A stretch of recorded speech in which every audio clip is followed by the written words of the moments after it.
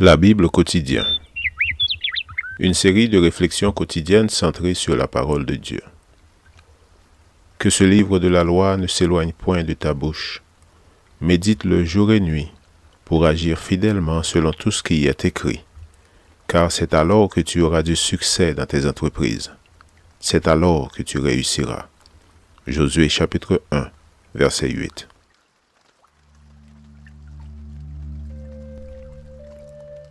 Aujourd'hui, le 19 septembre, sagesse et beauté, là où on ne les trouve pas. Les Damans, peuple sans puissance, placent leur demeure dans les rochers. Proverbe chapitre 30, verset 26.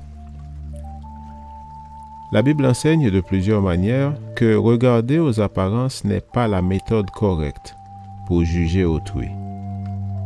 Sachant parfaitement comment faire les choses, Dieu nous montre qu'il regarde au-delà des apparences. Il regarde au cœur. Le sage nous demande de nous attacher aux choses auxquelles peu de gens accordent de l'importance. Il fait une comparaison entre ce que nous admirons et ce qui possède une véritable valeur. Le lion, dans toute sa grâce et toute sa force sauvage, n'a pas l'intelligence de la fourmi. Quand, pour ne pas avoir fait de provision, le lion souffre de faim, la fourmi, elle, se trouve dans l'abondance, même en période critique. Il est possible de vaincre l'animal de combat aux reins solides ou le bouc, et le roi dont l'armée est avec lui. Proverbe 30, verset 31. Or, il n'est pas aussi facile d'avoir raison du daman, ce petit mammifère rongeur, car dans sa faiblesse, il a su trouver un refuge qui le place hors d'atteinte.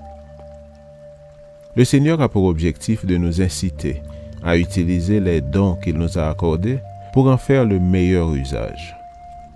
Souvent, notre cœur s'emplit d'orgueil à cause de nos possessions ou nos possibilités, ce qui nous empêche de progresser afin d'être un instrument encore plus utile entre les mains du Seigneur. Les plus sages d'entre les hommes peuvent tirer de précieuses leçons du comportement et des habitudes des petites créatures terrestres. Les fourmis, qui pour nous ne sont que des fléaux destinés à être écrasés sous nos pieds, sont dans bien des domaines supérieurs à l'homme, car celui-ci ne fait pas prospérer les dons de Dieu aussi sagement. Ces maîtres en miniature peuvent nous inculquer une leçon de fidélité. Si nous cultivions avec la même diligence les facultés qu'un Créateur omniscient nous a accordées, nous verrions se décupler nos capacités pour nous rendre utiles. Fin de citation. Témoignage pour l'Église, volume 4. Apprenons à admirer, non pas ce que l'œil voit, mais la gloire de Dieu dans les choses apparemment insignifiantes. Apprenons à profiter de la sagesse et de la puissance divine dans ce que l'homme n'a pas appris à apprécier. Surtout, apprenons à laisser le Saint-Esprit nous aider à cultiver les facultés que le Seigneur nous a données, en prenant exemple sur des créatures qui nous paraissent négligeables, mais qui ont tellement à nous enseigner. Que cette journée soit placée sous le signe du progrès, pour la gloire et l'honneur du Seigneur. Amen. Lecture de la Bible pour aujourd'hui dans l'Ancien Testament, Proverbes chapitre 29 et 30.